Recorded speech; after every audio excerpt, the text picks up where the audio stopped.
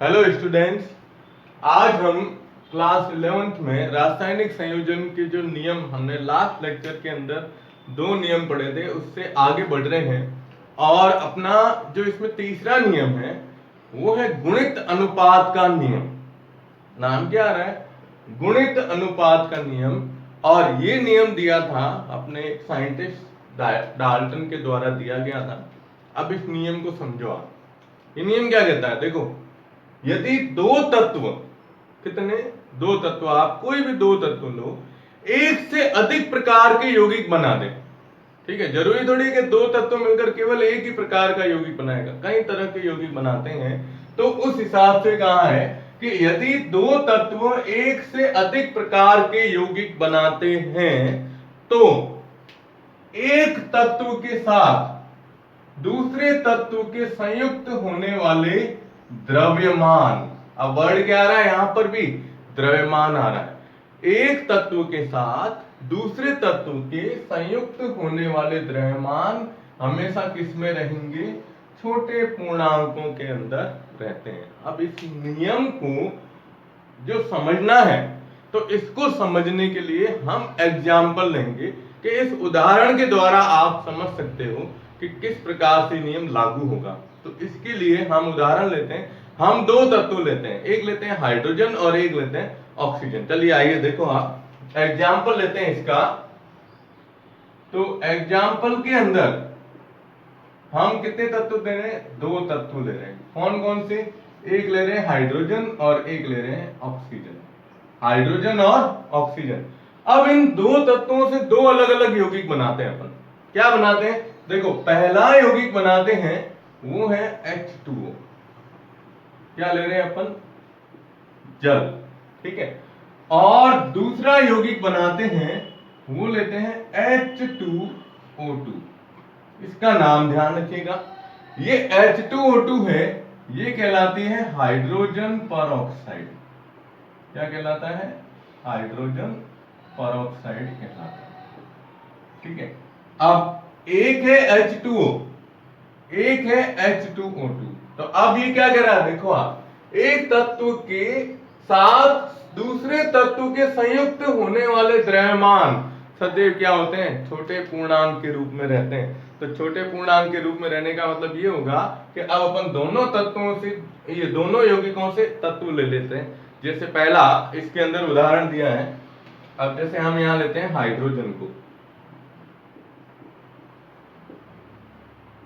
ठीक है, यहां H2 है, वहां भी क्या है? H2 है। दोनों तरफ H2 है, तो दोनों का अनुपात ले लेंगे अपन।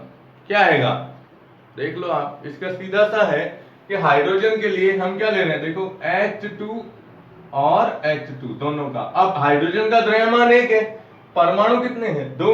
तो इसका द्रव्यमान 2:2 में लेंगे। ये अपन क्या ले रहे हैं? द्रव्यमान। इसका 2, इसका 2। अब इसको सरल करो, क्या आएगा? काट लो इसको, कितना आया? 1:1। तो देखो, एक तत्व के साथ दूसरे तत्व के संयुक्त होने वाले द्रव्यमान सदैव किसमें होते हैं? छोटे पूर्णांक में होते हैं। तो ये आ गया दोनों का यौगिकों के अंदर। ठीक है। अब इसको लो, ऑक्सीजन को। देखो, अब लेते हैं अपन ऑक्सीजन। तो ऑक्सीजन के लिए जल में ऑक्सीजन की संख्या कितनी है? 1 है। और हाइड्रोजन परऑक्साइड के अंदर ऑक्सीजन की संख्या कितनी है? 2 है। तो इसको जब आप लोगे तो जैसे मैं इसको सीधा लिख देता हूं कि O:2। ऑक्सीजन किसका लिया? जल का। और O2 किसका लिया? हाइड्रोजन परऑक्साइड का। अब ऑक्सीजन का द्रव्यमान देखो, ऑक्सीजन का परमाणु क्रमांक 8 होता है, तो द्रव्यमान कितना हो गया? 16 हो गया, है ना? तो इसका द्रव्यमान आया 16। अब ये 16 एक का है, इधर कितने हैं? 2। तो क्या आ गए? 32। ये भी अपन क्या लिख रहे हैं? इसको द्रव्यमान के रूप में लिख रहे हैं। अब आप इसका सरल अनुपात निकालो, क्या आएगा? हम इसको तोड़ेंगे तो 16 और 32 है, तो ये आ गया 1:2 के रूप में, ये छोटे पूर्णांकों के अंदर। अब ये ऑक्सीजन दोनों की ली गई है, इधर हाइड्रोजन भी दोनों की ली गई है। ठीक है। तो ये जो नियम है गुणित अनुपात का, वो नियम यही कहता है कि अगर हम दो तत्व लेते हैं और दो तत्व से एक से अधिक प्रकार के अगर अपन यौगिक बनाते हैं तो एक तत्व के साथ संयुक्त होने वाले दूसरे तत्व के द्रव्यमान छोटे पूर्णांकों में प्राप्त होते। तो ये दोनों तत्वों से ये पहला यौगिक है तो इसका लिया हाइड्रोजन के लिए और ये ले लिया अपन ने ऑक्सीजन के लिए। ठीक है, तो आप इसको नोट कर लो, इसका स्क्रीनशॉट ले लो। ओके, हाँ जी। अब अपना इसमें चौथा नियम आता है। ये नियम आगे वाले जो 3 नियम थे उससे थोड़ा अलग नियम है, ठीक है, लेकिन इस नियम में भी बात किसकी आती है? परमाणु, ये द्रव्यमान की बात आती है। अब द्रव्यमान के हिसाब से क्या नियम दिया, देखो आप, ये नियम दिया गया है तुल्य या व्युत्क्रम अनुपात का नियम, और इस नियम को देने वाले जो वैज्ञानिक थे उनका नाम था स्वीटर के द्वारा ये नियम दिया गया है। अब इस नियम को कैसे समझते हैं, क्या कह रहा है ये नियम? देखो, जब दो भिन्न भिन्न तत्व कितने लिए? दो अलग अलग, ठीक है, किसी तीसरे तत्व के एक ही द्रव्यमान से जब संयोजित होते हैं तो उस संयोजन में दोनों के द्रव्यमान का अनुपात, कौन से? जो पहले वाले थे, दोनों के द्रव्यमान का अनुपात या तो समान होता है अथवा आपस में संयोजित होने वाले अनुपात का सरल गुणक होता है। अब इस नियम को समझने का सबसे अच्छा तरीका है इसका एग्जाम्पल। अगर हम इसको एग्जाम्पल के द्वारा समझेंगे ना तो आप कहोगे बिल्कुल सिंपल नियम है, लैंग्वेज थोड़ी टफ है, इसलिए इस नियम को याद रखना पड़ेगा आपको। ठीक है, अब हमें 3 तत्व लेने हैं। कितने तत्व? 3 तत्व लेने हैं। इसमें सबसे पहला तत्व है, देखो, अब इसको क्या करते हैं अपन, एक त्रिभुज से बताते हैं। यहां मैं ले रहा हूं इसको, एक त्रिभुज बना देते हैं, ठीक है, और इस त्रिभुज में हम तीनों तत्वों को बताते हैं। सबसे पहला तत्व हम ले रहे हैं, कौन सा? हाइड्रोजन, एक, ठीक है। दूसरा तत्व अपन ने लिया कौन सा? ऑक्सीजन। पहले जल और हाइड्रोजन परऑक्साइड का था, लेकिन अब इसमें तीसरा तत्व जोड़ना है ना, तो इसके लिए तीसरा तत्व कौन सा ले लेते हैं? सल्फर, ठीक है। अब हम क्या करते हैं, अब देखो, इसमें हाइड्रोजन और ऑक्सीजन से मिलकर बनाते हैं एक यौगिक, ऑक्सीजन और सल्फर से मिलकर बनाते हैं एक यौगिक, और हाइड्रोजन और सल्फर से मिलकर बनाते हैं तीसरा यौगिक। मतलब टोटल कितने हुए? 3 यौगिक हुए। फिर इन तीनों यौगिकों के द्रव्यमान का अनुपात निकाल दो आप, ठीक है। और जब आप द्रव्यमान निकालोगे तो ये क्या कह रहा है? उस संयोजन में दोनों के द्रव्यमान का अनुपात या तो समान होगा या आपस में सरल गुणांक के रूप में रहता है। चलिए, अब देखो आप, इन दोनों से मिलकर हम एक यौगिक बनाते हैं, कौन सा? H2, ठीक है। इन दोनों से मिलकर यौगिक बनाते हैं, वो बनाते हैं कौन सी gas? SO2 gas, sulphur dioxide gas. और इन दोनों से मिलकर एक गैस बनाते हैं, यौगिक बनाते हैं, जैसे अपन ने लिया H2S, हाइड्रोजन सल्फाइड। देखो, ये है जल, ये है सल्फर डाइऑक्साइड,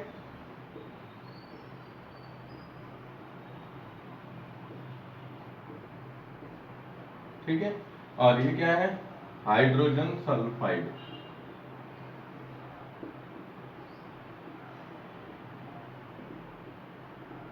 ये 3 यौगिक बन गए।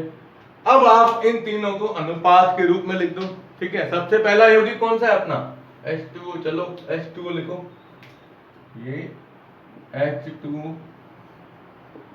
दूसरा SO2 है, चलिए SO2 लिखिए।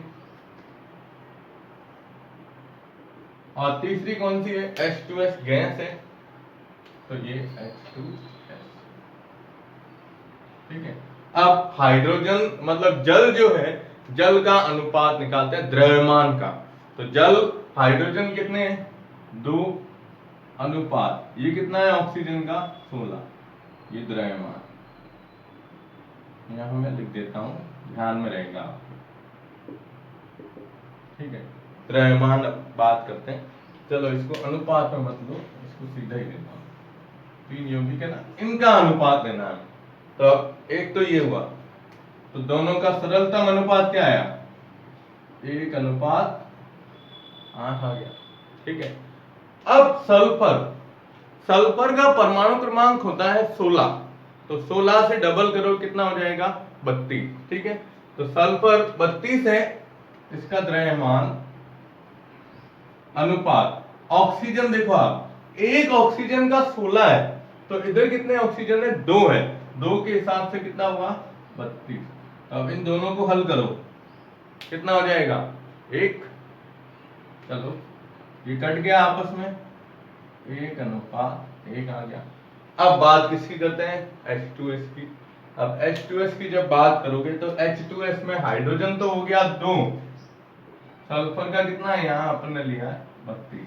अब इनको हल करो, इनको काटेंगे तो क्या आएगा? देखो आप, ये आ जाएगा 1:16।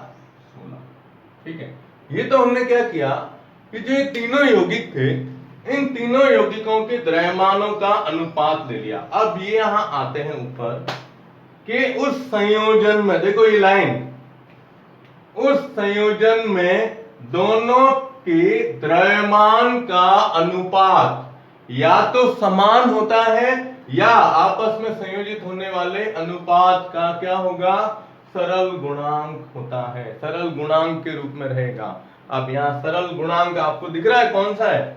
ये है। इसका कितना है?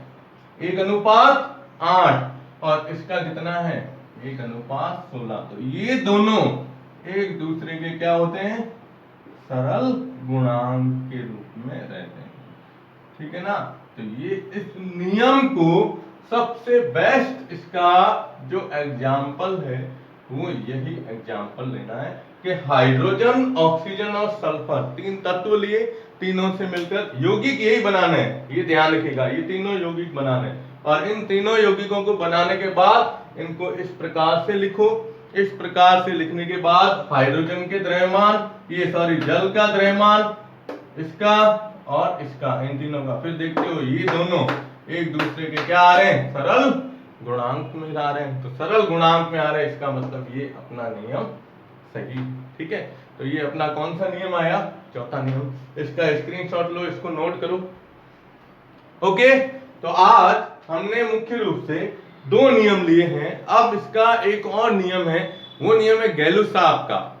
गैलुसाफ का आयतन संबंधी नियम है। वो नियम बिल्कुल सिंपल है। देखो, ये नियम कहता है कि समान ताप और दाब की स्थिति में, समान ताप और दाब की स्थिति में जब रासायनिक अभिक्रियाएं होती है, तो उन रासायनिक अभिक्रियाओं में संयुक्त होने वाले आयतन जो होते हैं वो सदैव क्या रहते हैं? एक निश्चित अनुपात में रहते हैं। लेकिन इसमें कंडीशन ये है कि उत्पाद भी क्या होना चाहिए? गैस होनी चाहिए। मतलब इसमें ये गैसों से संबंधित इसका नियम दिया गया। इसके बारे में अपन डिटेल से बात करेंगे नेक्स्ट वीडियो में। और इसी वीडियो में साथ में अपन ऐड करेंगे किसमें? नेक्स्ट वीडियो में डाल्टन का परमाणु सिद्धांत, जो आपने 9th 10th क्लास के अंदर पढ़ा होगा। ठीक है, धन्यवाद।